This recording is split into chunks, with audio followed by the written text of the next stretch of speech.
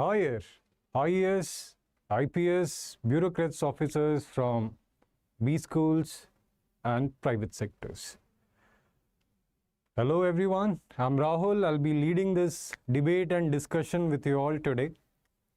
Narayana Murthy ji has passed a statement that UPSC should hire people from business school and private sectors. And this debate is making a lot of noise.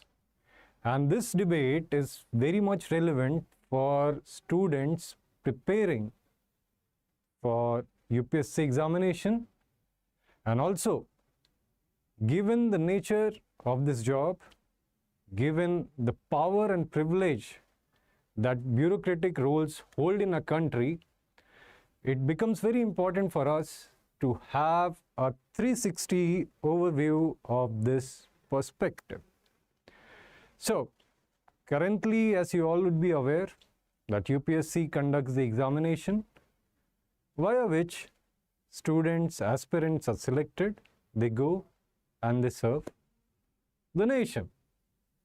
Now, there is a demand that hire from business school and private sectors.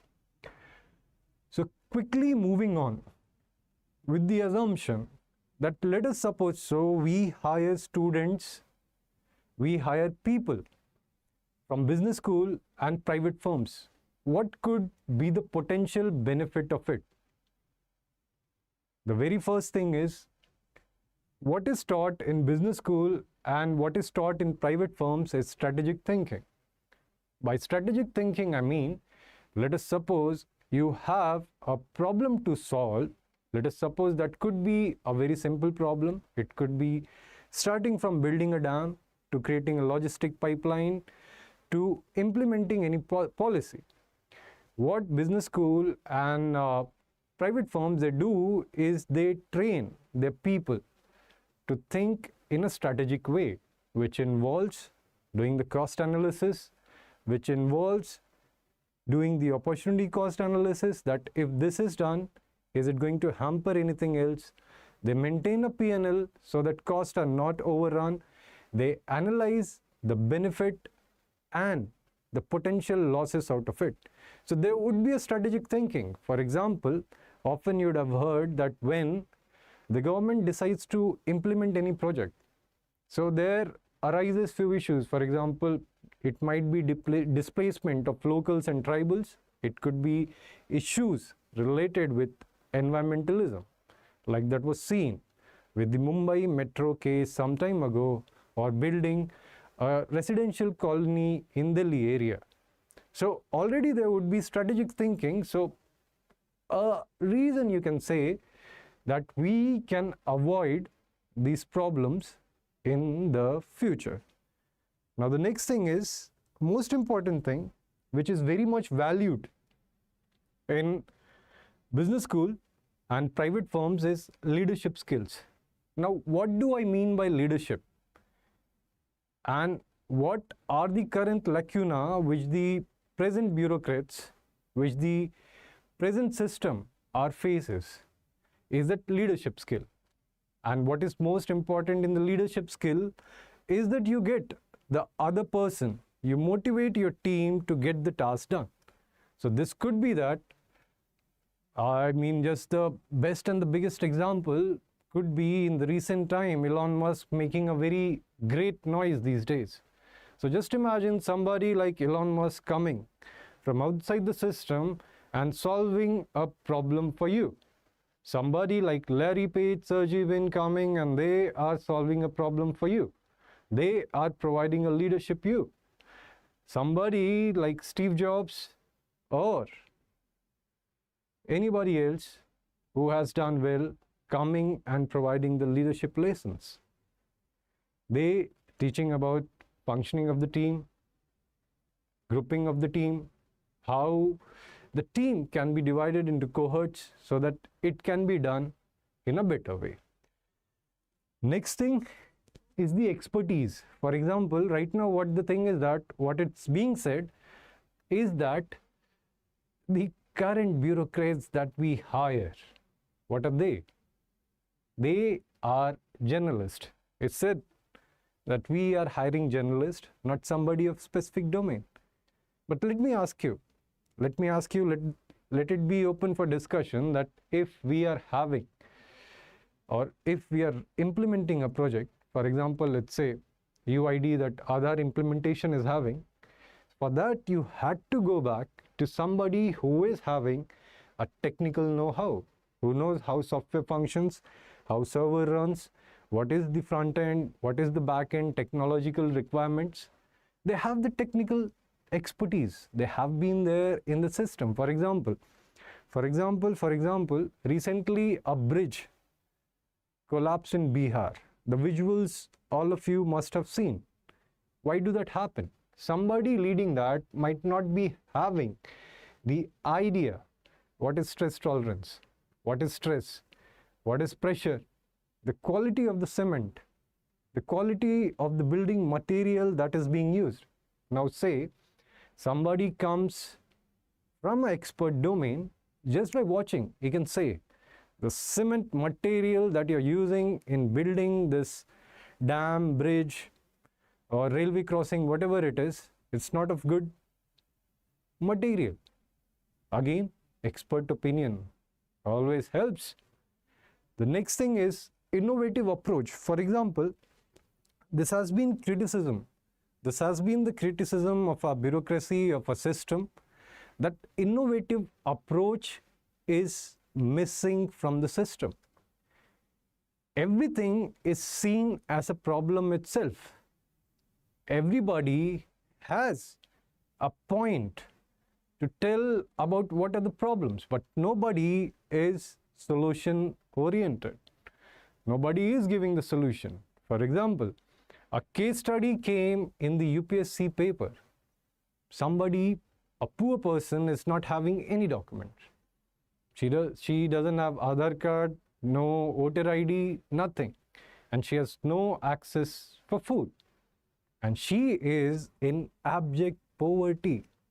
What do you do? Though this question is more along the ethical dilemma line, but still, innovative approach is required. For example, all the places where the ration, the wheat, rice, your Antodaya scheme, wherever they deliver the food grains, what are the issues over there? The shopkeeper or whomsoever is giving the delivery, they're shipping off a large part of it that goes into corruption. Next thing, the quality is never maintained. No checks are there to see if proper delivery is happening or not. What can be done? You can devise a system. You can devise a biometric thing. You can go for home delivery, just like your Zomato, your Blinkit. What have they done? They have reached out to the houses of each and every person. So if the private sector can reach out to each and every household, don't you think that this approach, when applied in our Indian context, for our Indian masses, can be helpful? This is a very strong argument supporting this logic that UPSC should hire IAS, IPS from private sector or business schools. Now coming back again, what happens when a thing or a position, or let us say a particular kind of people, they doing the same thing from ages, let's say from independence, from the time of independence. So what happened? There comes a thing that is called as functional fitness. What that means, the approach to see things in a different perspective, it never hits to anybody. Why? Because that has never been into the culture. There has been nobody to tell that this thing can also be seen in another way. For example, let's suppose some education has to be provided, like that midday meal and everything that you have. So what happens is that many times those families, they cannot afford to send their kids to school. Why? Because there will be loss of manpower which would be working in your agriculture field, which could be working for the family businesses. The solution is not to coerce the family members to send their kids to school. A diverse set of opinion would come and say, very fine, let us provide them services via ICT. We are going to provide them mobile phones, tablet, laptops, whatever might be required. So again, this has been implemented by the bureaucratic system or by the various governments at different point of time. They have tried that. But such diverse opinion needs to come in more often, and there is requirement of more such ideas and innovation, especially via diverse set of people, diverse set of opinion. However, whatever we might have discussed, it's all good and all great. But, now I'm coming to the issues that says that this might not be that simple. This might not be that simple to implement. Now, what could be the cons of hiring from business school? The very first thing and foremost that I feel that whenever you make something run like a business, you lose the social aspect of it. The bureaucracy is not for doing business. It has a social aspect related to it. It has a duty to serve the citizens. Bureaucracy is not for running business. It can certainly regulate business, but it is not for running business. Coming to the cons, coming to the drawbacks. When you get somebody, like you must have seen those movies where, like, for example, let's take the context of Swadesh. So when Shah Rukh Khan, a NASA scientist, comes to India, he is very much unaware what's happening all around. Though he learns, he implements, he stays there, that's another aspect. But just imagine, many of us would be having a rural as well as urban background. But just imagine somebody from a urban background going to a rural setup. If that person is asked, like, this is gobar gas plantation, this is gobar gas plant. Now just imagine his reaction to dunk, that he has to work there. Then again, there are various dynamics which are involved. At local level, there would be a diverse set of population which would require you to think from different perspectives. The domain knowledge would come into the picture. So these are the cons, that if you are getting somebody who has always sat in his AC room, I'm not disclaiming that that person might not learn it, but will that person be equally motivated to solve the problem of electricity in a remote village like Chitkul of Himachal Pradesh? Will he be that much fine to go to Ramnad in Tamil Nadu to see what issues local are facing? Would he be fine to go in a state like West Bengal to solve issues when some communal rights break up? The reason when you're saying that people should have specific knowledge, that time you're discarding the challenges that IAS, IPS or bureaucrats face, they are so diverse in nature that you cannot imagine. He has to solve the problem of rights. He has to solve a problem, people going to religious places. He has to solve a problem of cultural events. He has to solve a problem relating even to toilets. So, a person having to work in such a diverse environment Does that point really make sense that a person should be having specific knowledge? This is something that we all must should ponder about. Next thing is this cultural adjustment, especially in a country like ours that is very much diverse. The demography has all colors of caste and religion. So don't you think if somebody comes into the system and he has to get some job done, so what the first approach is, he'll call somebody whom he knows. So what happens usually is the collection of people that comes in or the team that builds up, it might not be respecting the cultural sensitivity, the societal realities of our country. There could be exclusion of any particular religion, of any particular caste, of any particular region, of any particular language. And who is going to have a check and balance on these things? This is a problem. Now, next thing is, that is motivation. So, usually what I have seen with people like me or people who prepared for these examinations or who qualified for this examination, not amongst all, but amongst majority of them, there used to be this thing that I want to get into this job because I want to serve the people.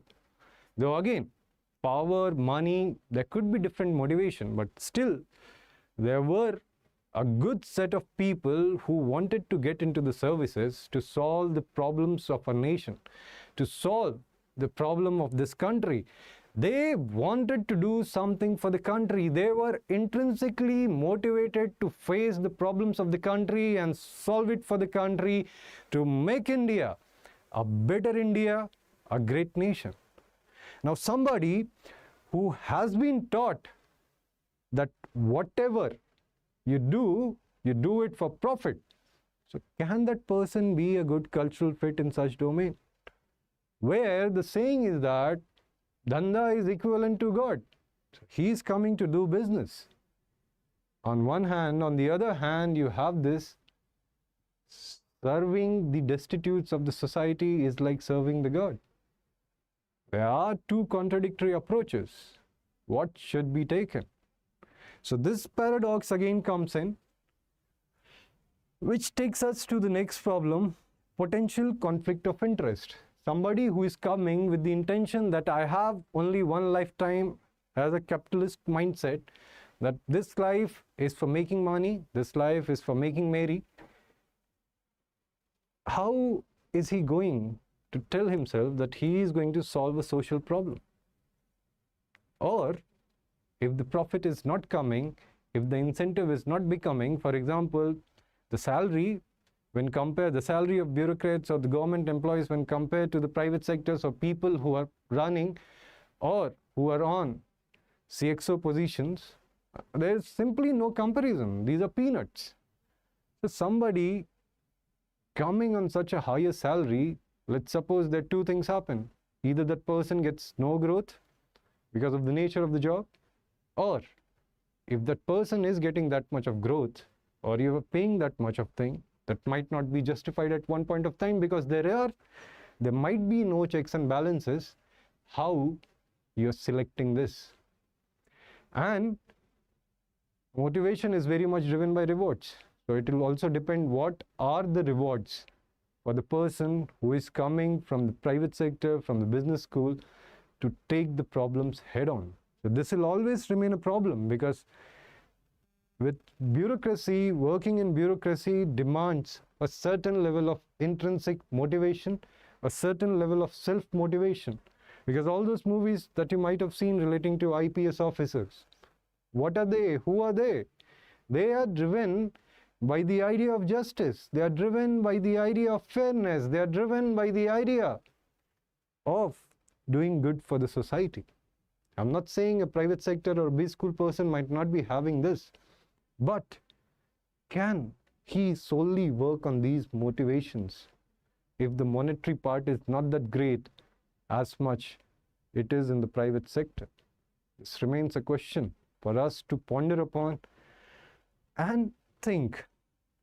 Now, next thing is, when you get somebody from the outside, it's same across everywhere. Let me tell you very honestly, same across anywhere. Let it be even cricket team, when you get coaches from outside, there happens a rebellion from the within. When you get somebody, even in a MNC or something, the internal people, they find threatened, they find, there's certain kind of turbulences there. So just imagine there would be two sets of people.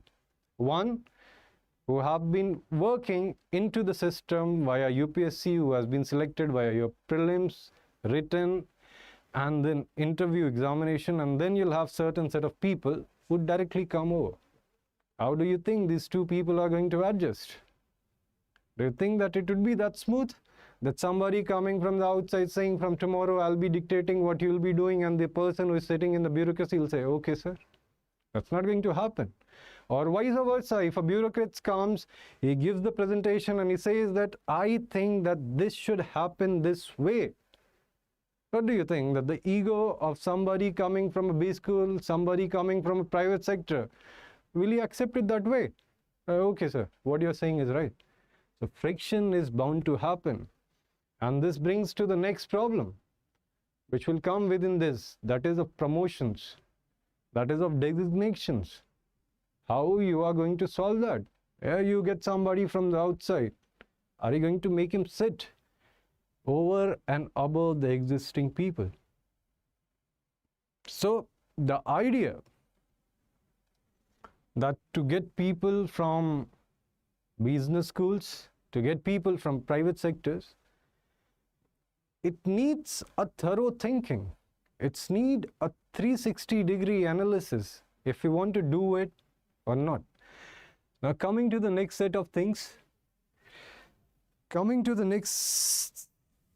like when you want to hire people from outside, business school or private sectors, why it is not striking to anyone that skill upgradation of the current bureaucrats can be done.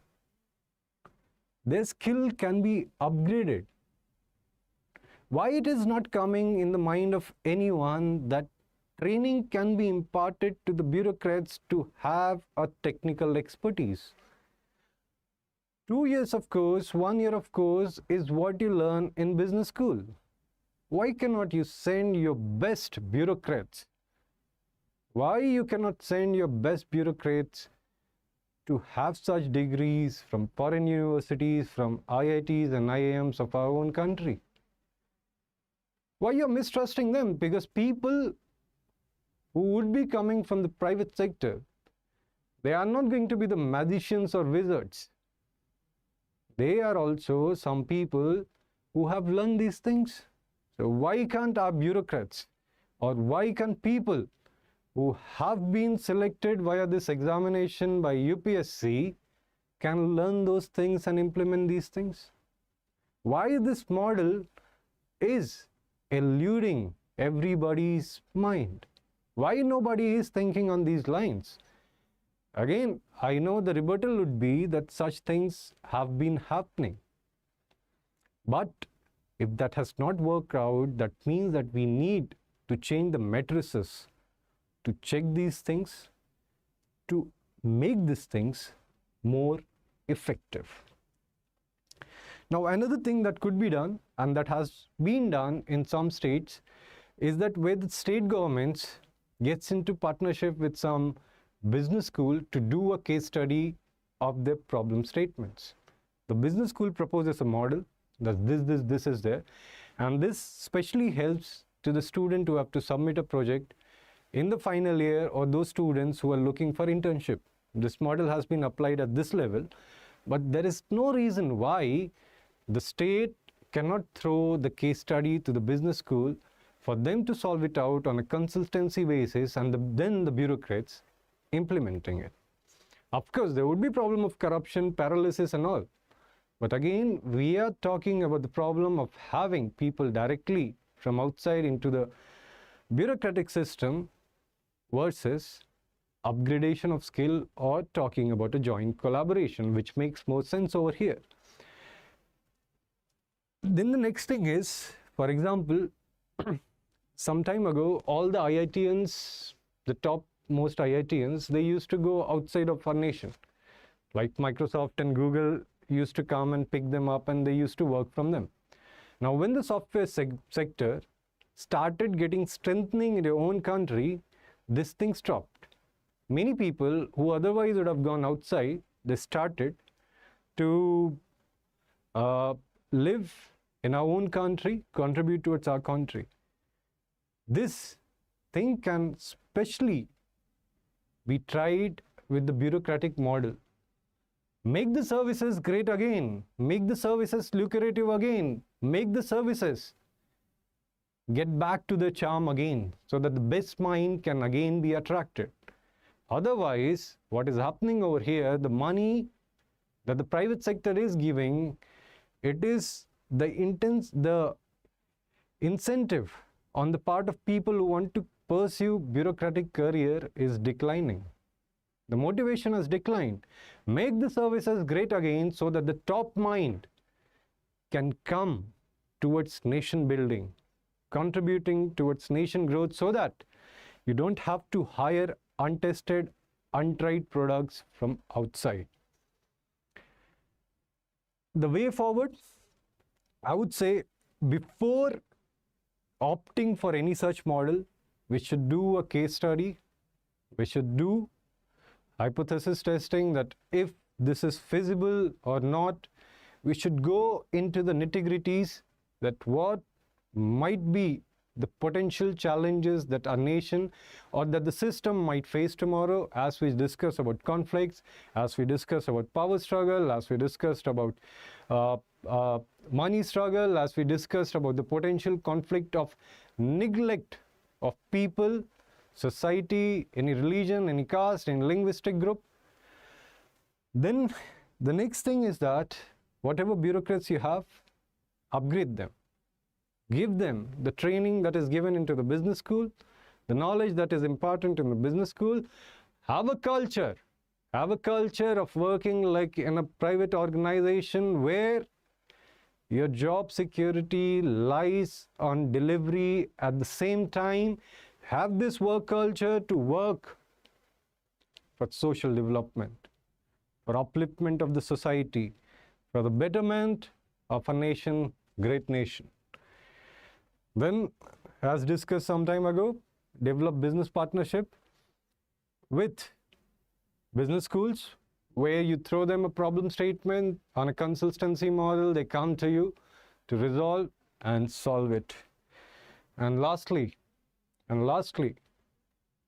the current bureaucratic system need a better way of appraisal, need a better way of managing how their performance is evaluated, and a different structure needs to be created of that.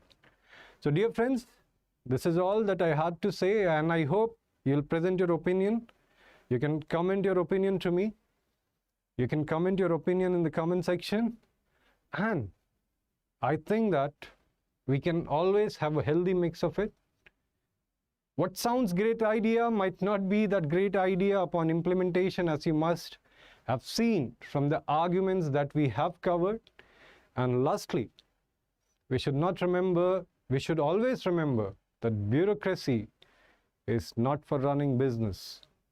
It has a very important aspect of social development related to it. With these thoughts, I'm Rahul signing off.